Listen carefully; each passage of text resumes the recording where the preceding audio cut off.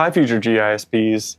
I'm going to teach you everything that I learned to easily pass the GISP exam so that you don't have to spend years reading textbooks, getting degrees, paying for prep courses, and searching the internet for information like I did. In this video, I'm going to teach you everything I learned about map design principles and essential map elements.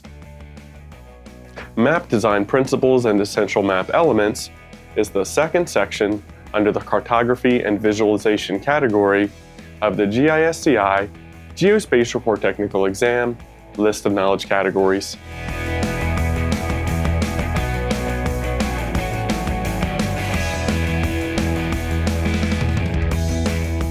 Let's get started with section 302, map design principles and essential map elements. A map.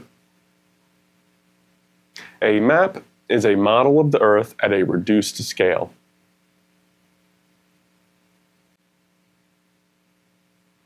A map's purpose. Maps are categorized by their purpose. Map purpose types include descriptive, exploratory, narrative, and rhetorical or prescriptive are considered a category as well.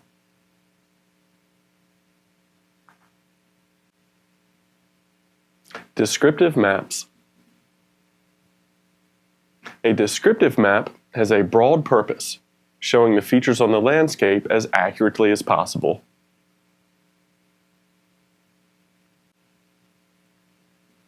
An exploratory map. An exploratory map does not have a particular message. The descriptive and exploratory purpose types often overlap.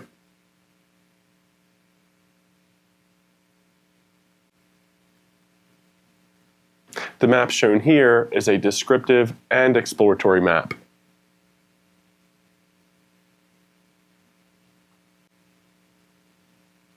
A narrative map.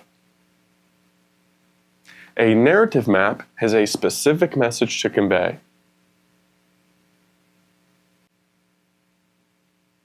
A rhetorical or prescriptive map.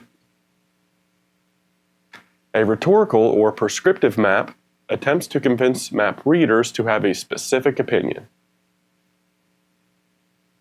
Narrative and rhetorical or prescriptive purpose types often overlap.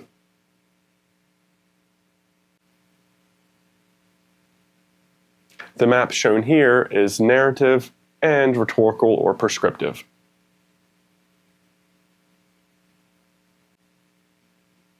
Map composition. Map composition is how well the layers and themes of the map work together.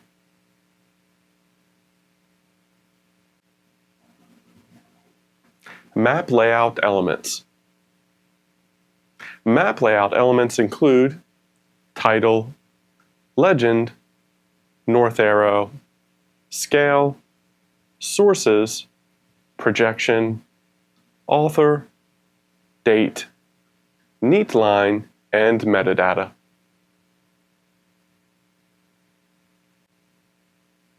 A north arrow. A north arrow points in the direction of geographic north. If there is more than one north direction on a map due to the projection, the north arrow should be left off, or multiple north arrows can be used to show the varying north orientations.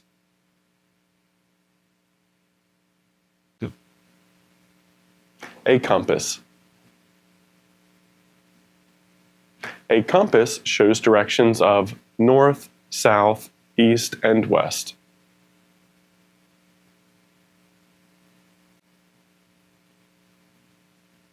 Symbols.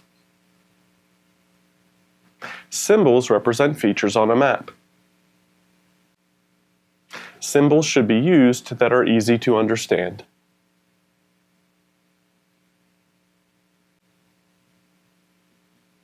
Map scale. Map scale is the relationship between the size of an object on a map and the size of the actual feature on the Earth's surface.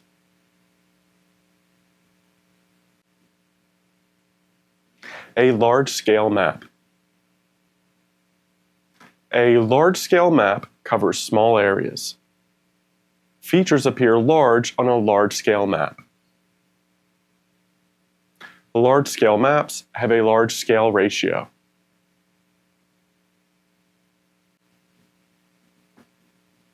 Small-scale maps. Small-scale maps cover large areas.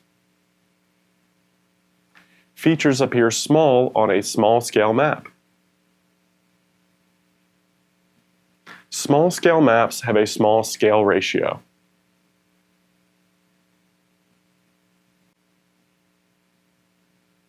Scale factor and error. Large-scale maps generally have less geometric error than small-scale maps. Types of scale.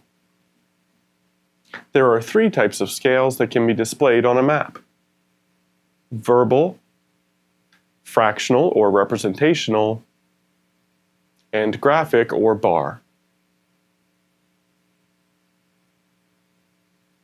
An example of a verbal scale is 1 inch represents 1,000 feet.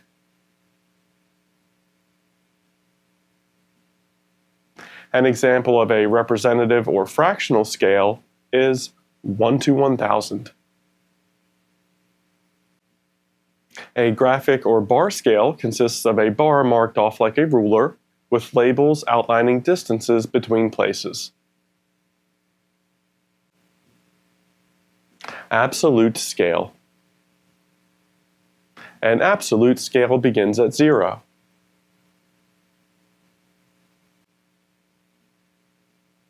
Relative map scale. A relative scale begins at a point defined by the author and can progress in both directions. Resizing maps. A graphic scale should be used on a map that will be resized.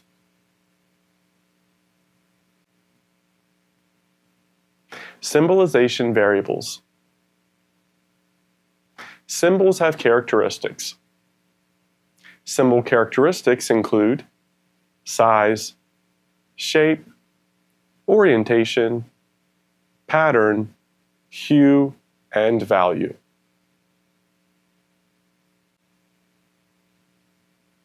Symbols are used to represent 2 types of information: quantitative information and qualitative information.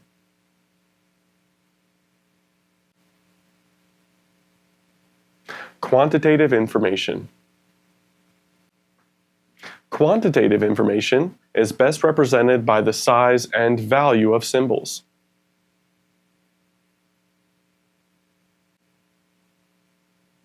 Qualitative information.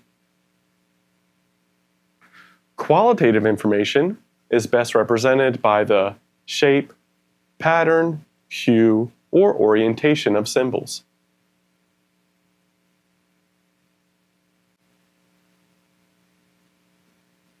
A layer. A layer is a mechanism to display a geographic dataset.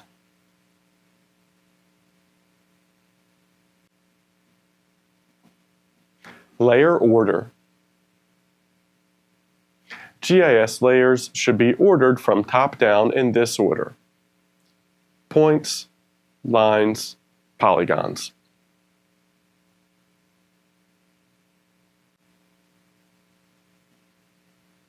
A neatline.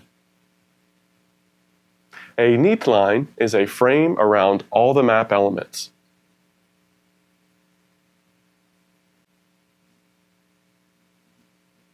A graticule. A graticule consists of lines that represent constant latitude and longitude. A graticule can be straight or curved depending on the projection.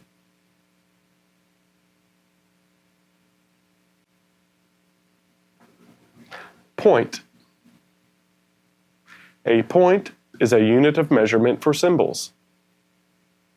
A point is 1/72 of an inch.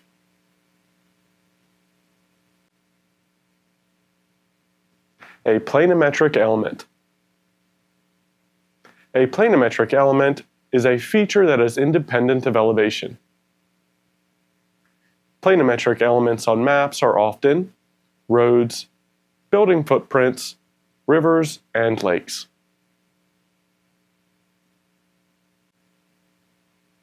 A planimetric map.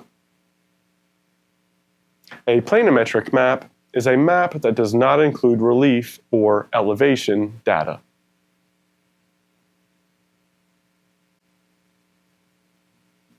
Let's take a look at some of the basic elements of map layout design. The basic elements of map layout design are balance, hierarchy, figure-ground relationships, and contrast.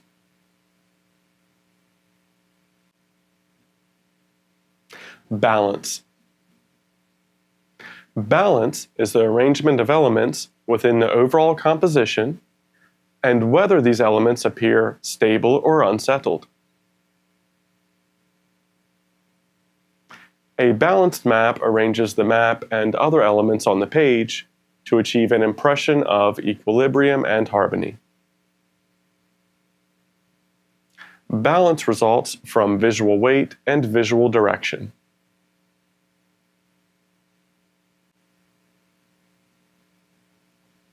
Hierarchical organization.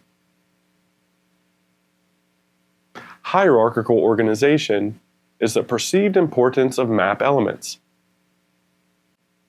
Hierarchical organization consists of separate, meaningful characteristics to portray likeness, differences, and interrelationships. Hierarchical organization involves the visual separation of a map into layers of information. The most important elements should have more visual impact than the background information.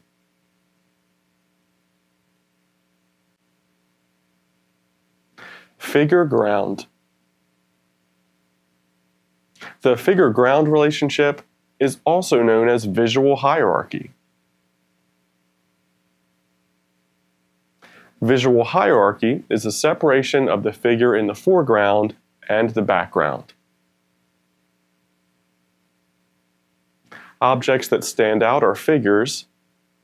The background information is the ground. Symbols should appear as figures. Context information should appear as ground.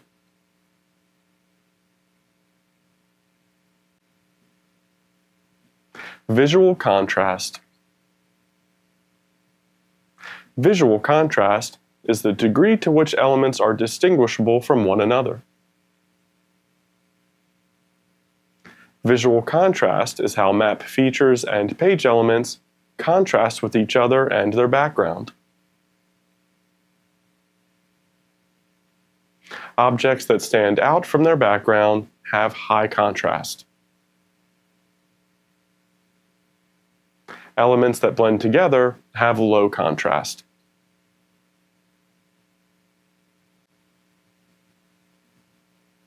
Legibility.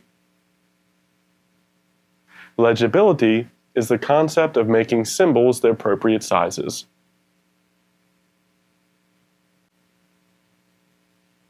Topography. Topography is the style, arrangement, and appearance of text, point size, line length, and typefaces. Topography is an important part of cartography because text is used in titles, legends, annotation, etc.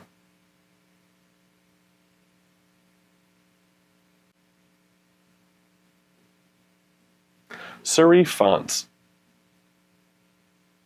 Serif fonts have small lines at the end of strokes. Serif fonts are often used for graphic features like mountains, oceans, and lakes.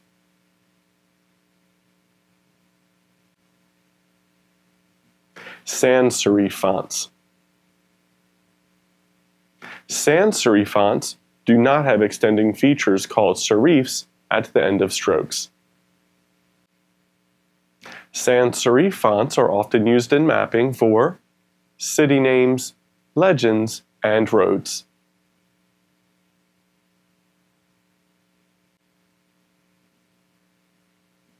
Italicized font. An italicized font is a cursive font based on a stylized form of calligraphic handwriting. Italicized fonts are often used in mapping for labeling water features.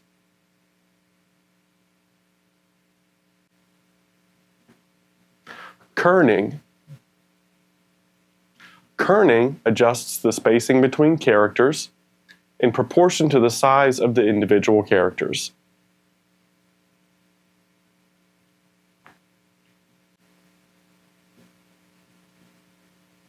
Tracking. Tracking adjusts space uniformly between characters.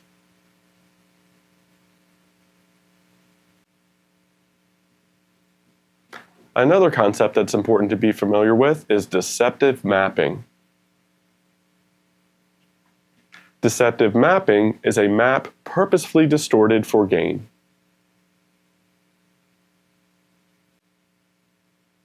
You can find out more about map design in section 301, Graphic Representation Techniques and Implications.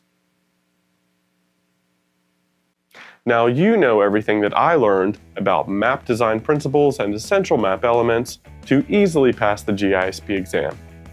Don't forget to thumbs up and subscribe to my channel so that I can keep helping people pass the GISP exam and achieve the rewarding careers in GIS that they deserve. You can also find everything I learned to pass the GISP exam in my book, The Ultimate GISP Exam Study Guide, available on Amazon. My study guide is an easily understandable, comprehensive, graphical, all-in-one resource for passing the exam. You can find the link to my study guide in the description below. Thanks for joining me, and congratulations in advance on passing the GISP exam.